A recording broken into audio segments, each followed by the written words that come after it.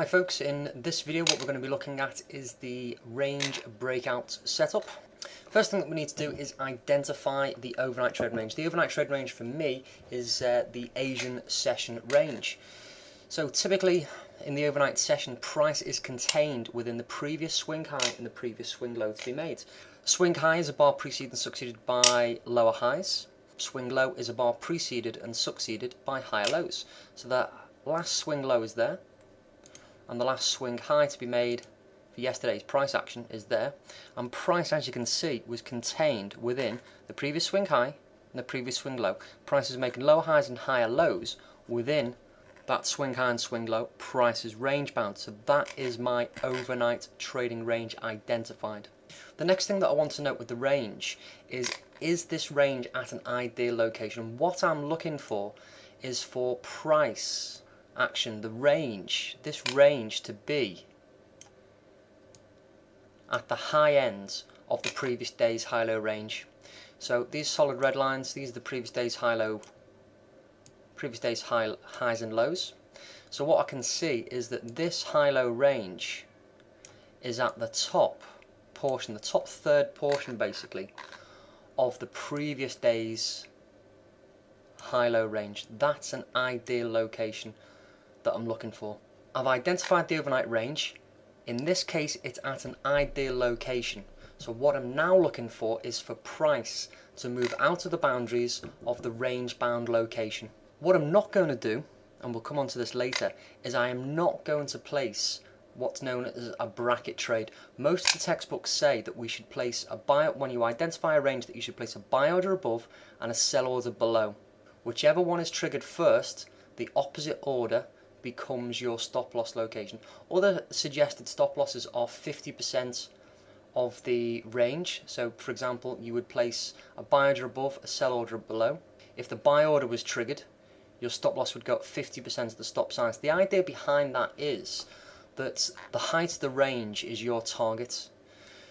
So if you use a stop loss of 50% of the range, then that's going to give you a 2-to-1 reward ratio. What I'm going to do though is I'm going to use this overnight trading range as a trigger into a larger movement, and ideally what I'm looking for is an average day's move. Average day's move at the moment on euro dollar is about 150 points. So that's what I'm looking to capture. My objective is to capture the main thrust move of the day. So I'm not going to follow what the textbooks say, because if it was that simple, everyone would be doing it, everyone would be making money. If trading was that simple, why isn't everyone doing it? So how can we actually, first of all, identify a trading opportunity? Well, I'm looking for price to move out of the boundaries of the range bound location. So thinking now about the three basic questions: where's price now, what's it doing, how can I get involved? If price goes up, down, sideways, what's the plan of action? First two parts of my three basic question have been answered. Where's price now, what's it doing? Price is range bound at the high end of the previous day's high-low range. It's in an ideal location. The previous trend was up, which does suggest a continuation about 65% of the time. But 35% of the time, these patterns can act as reversal patterns. So the last part of the three basic questions is, if price goes up, down or sideways, what's the plan of action? So if price remains range bound and within the range that I've identified, I'm going to wait. It's a decision not to place a trade just yet. If price moves out the high of the range, I'll be looking for breakout, pullback setup. If price breaks through the low of the range, again I'm looking for a breakout, pullback setup. So as the chart continues to develop, what I'm looking for is for price to move beyond the range boundaries. I'm looking for the first bar not to make a new bar high. So I've got the breakout move here. That's the breakout move. I'm not looking for a close past. I'm not looking for two bars to move beyond the boundaries of the range. I'm simply looking for a move past.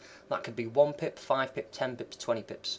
Whatever that size is, I'm simply looking for a movement past the range highs or lows. The pullback for me is created by the first bar not to make a new bar high, which is there. That gives me my entry above the breakout high. So I'll be looking initially for an entry above, in this case 158.24. As I'm buying, I need to take the spread into consideration, and I'm going to be looking to buy above 158.24. As the chart continues to develop, price did retrace a little bit further, and we could have actually refined this entry based on a fib retracement setup, which is explained elsewhere on the site, and we could have refined that down to above 158.05. So I'd be looking for an entry above 158.05. So in this case we can refine the entry. It's based on a fib retracement setup. I'm not going to explain it here as it is explained elsewhere on the site, as I've mentioned. So essentially we're looking for a breakout pullback setup. The first bar not to make a new bar high developed the entry, and in this example we could have refined the entry slightly, but essentially we've got breakout pullback setup.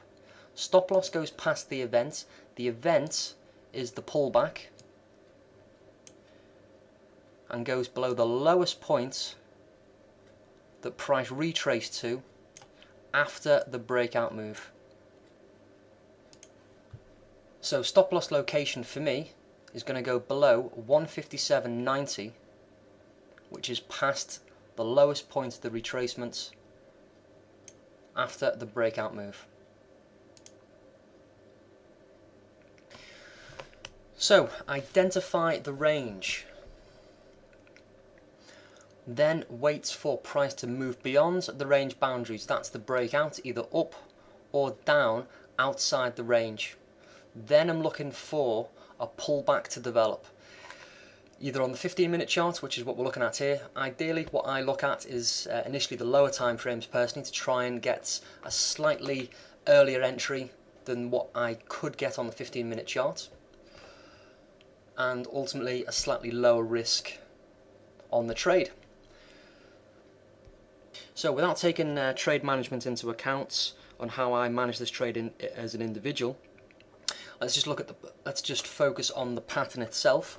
We've identified the breakout. We're waiting for the first pullback to develop after the breakout move, and that's what I'll be looking to trade. For a target, what I'm looking for in an ideal situation is a movement to an average day's move. Now, as I've said, an average day's move on Eurodollar at the moment, at the time of this recording, is about 150 points.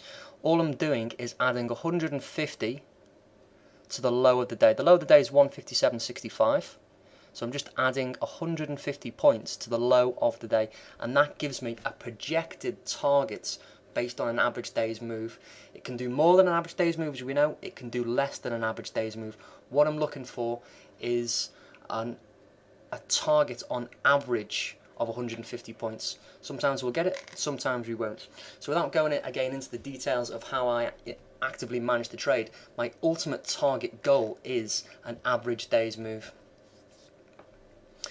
So as the chart continues to develop, we can see that price in this instance trends quite nicely and moves up to 159.15, which is basically 150 points added to the low of the day. Quite conveniently, it also gives us a price action exit, which is this shooting star pattern bar here.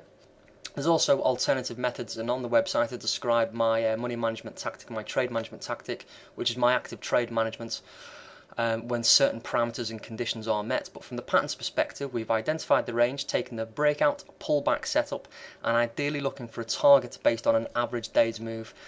And that's the pattern, folks. It's as simple as that. This is what I look for on a day in, day out basis. Identify an overnight trading range at an ideal location, which is the previous day's high or the previous day's low. As a general rule of thumb, it needs to be in the top third or the bottom third of the previous day's high-low range. If the overnight range is in the middle of the previous day's high-low range, for me, that's not the best location to take a trade on board, and typically price will continue to consolidate for a longer period of time than the normal overnight trading range. The targets in mind are based on an average day's move. And that's the range breakout setup, folks. That is the overnight or the Asian session range breakout setup.